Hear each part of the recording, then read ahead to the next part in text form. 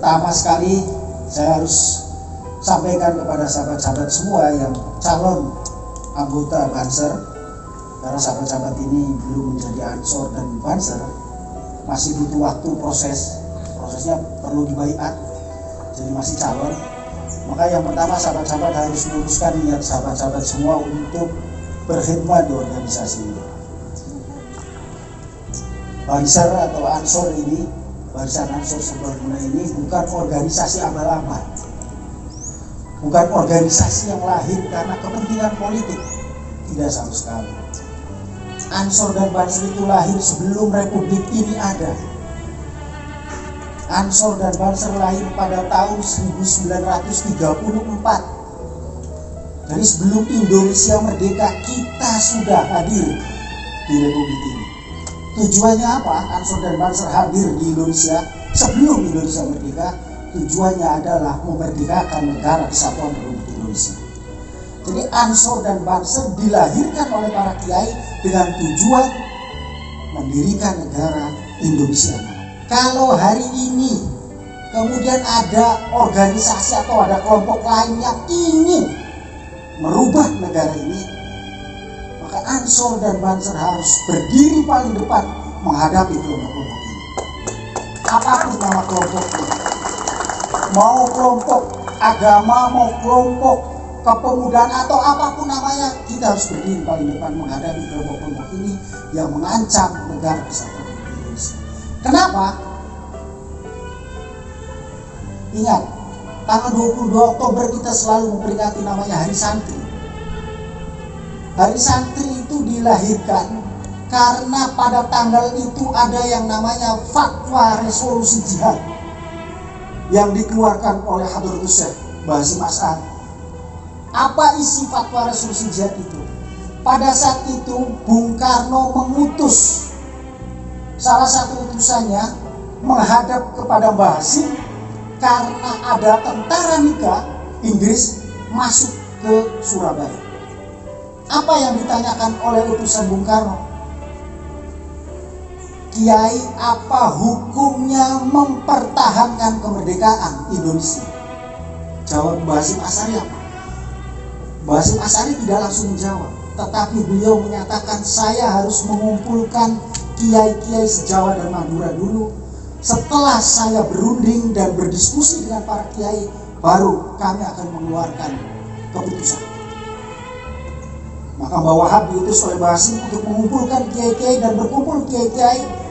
Dan pada tanggal 22 Oktober diputuskanlah hasil kesepakatan para kiai yang bernama resolusi jihad atau jihad akbar kita.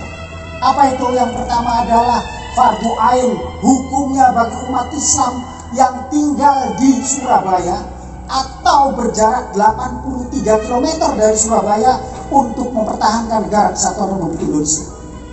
Fardu ain itu artinya kewajiban bagi umat Islam untuk mempertahankan negara kesatuan Republik Indonesia. Yang kedua, fardu kifayah, hukumnya bagi umat Islam di luar jarak tersebut, di luar jarak 83, untuk membantu mempertahankan negara kesatuan Republik Indonesia. Yang ketiga, siapa yang lari dari peperangan dan berkhianat boleh dibunuh. Apakah hari ini fatwa itu masih terus berlaku?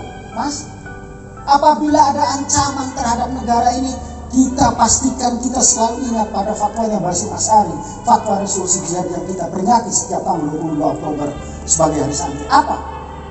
Fardu ain, hukumnya bagi kader Ansor dan Banser menjaga negara kesatuan Republik Indonesia tetap hidup.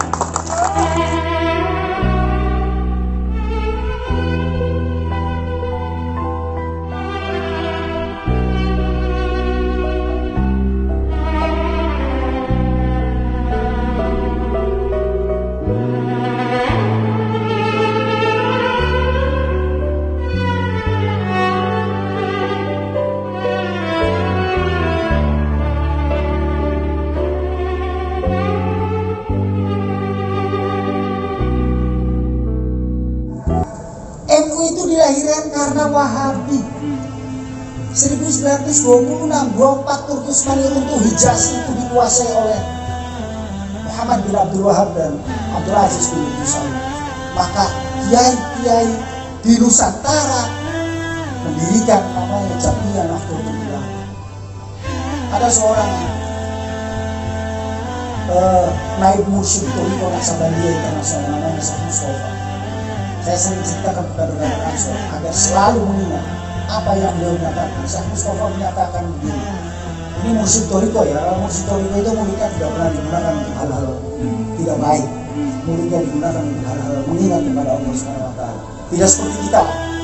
Beliau menyampaikan bahwa ketika Nahdlatul Ulama dideklarasikan di Surabaya, Rasulullah hadir dalam deklarasi itu. Apa kata Syekh Mustafa? Artinya organisasi ini adalah organisasi yang langsung mestinya dari Rasulullah SAW. Kita adalah organisasi yang direstui langsung oleh Rasulullah karena Rasulullah hadir dalam deklarasi Nahdlatul Ulama. Satu. Yang kedua, ini juga cerita. Saya mendapatkan cerita ini dari banyak orang. Said Maliki ini, seorang ulama di Mekah, itu berziarah ke makam Rasulullah. Ketika berziarah ke makam Rasulullah, beliau dalam kondisi satohat kalau dalam bahasa tasawuf atau transenden. Transenden itu naik ke atas antara sadar dan tidak karena bukan pingsan, tetapi sadar. Beliau menyaksikan Rasulullah begitu dekat dan menyayangi sangat banyak umat Islam yang begitu dekat dan disayangi oleh beliau. Kemudian Said Maliki bertanya kepada Rasulullah, ya Rasulullah, siapa mereka? Kenapa engkau begitu sayang terhadap mereka ini? Apa jawab Rasulullah? Ini adalah umatku yang tinggal di Nusantara, yang sampai saat ini tetap menjaga amaliyah Ahlussunnah wal Jamaah. Jadi yang pertama, organisasi kita adalah organisasi yang langsung mendapatkan restu dari Rasulullah. Yang kedua, kata Syekh Maliki ketika bertanya, ketika sadar, Syekh Maliki kemudian memanggil, mana orang Indonesia? Saya menyayangi kalian seperti halnya Rasulullah menyayangi kalian. Yang kedua, kita adalah umat Islam yang paling dicintai oleh Rasulullah SAW. Siapa itu? Ya kita, warga Nahdlatul Ulama. Bukan orang-orang yang mengaku bahwa mimpi ketemu Rasulullah kemudian tiba-tiba mati syahid apa itu yang baru-baru saja ini. Bukan orang-orang seperti itu. Tetapi kita sesungguhnya, siapa yang menyampaikan? Ulama. Bukan saya menciptakan asal. Ini ulama. Jadi sekali lagi sahabat-sahabat, memilih organisasi ini harus dipikirkan masa-masa, dipikirkan secara baik dan benar. Kalau tidak siap, silahkan keluar. Saya ini 12 tahun di Ansor, ya tetap begini saja, nggak berubah-ubah. Jadi kenapa saya berkhidmat? Saya ini calon doktor, saya lagi ngurus disertasi, saya dosen, tapi saya tetap berkhidmat di Ansor. Kenapa? Karena di sini saya mendapatkan berkah. Karena di organisasi inilah saya bisa mendapatkan berkah. Dan saya meyakini saya seperti ini karena saya berkhidmat di Ansor dan Ansor. Kalau saya tidak di Ansor Ansor, nggak mungkin saya akan ajar di mana-mana itu. Kenapa saya memilih organisasi ini? Saya harus berangkat ke Surabaya, tiba-tiba saya harus berangkat ke Kalimantan, tiba-tiba ada yang ngongkosin itu. Tidak ada sama sekali. Jadi jangan pernah berharap masuk Ansor itu dapat ongkos itu, jangan pernah berharap. Yang ada ngongkosin kita itu keluarga kita. Kenapa? Karena niat kita untuk berkhidmat agar kita diaku menjadi santrinya Basim Asari dan didoakan husnul khotimah meninggal. Dan kita bisa menjadi ikut di organisasi yang langsung restunya dari Rasulullah. Dan kita menjadi umat yang paling dicintai oleh Rasulullah. Itu tidak ada pilihan umat Islam kecuali memilih hal itu. Tapi kalau sahabat-sahabat tidak siap, silakan keluar, ambil tasnya, kalau daftarkan nanti panitianya untuk pulang kalau bisa. Jangan sampai menunggu sehari 2 hari, kasihan. Ini adalah pilihan sahabat-sahabat sekalian. Sahabat-sahabat, selamat sahabat-sahabat akan menjadi anggota Banser kalau niatnya benar. Yang kedua, selamat sahabat-sahabat akan siap menjadi santrinya Basim Asari. I dare you to fix me. I'm crossing the line again, falling on my knees. No stranger to pain, never ending. It's only something I can't forget. My heart won't let it rest, but you keep on forgiving.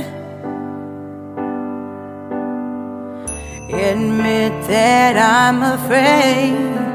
If I let go of this pain, am I completely betrayed?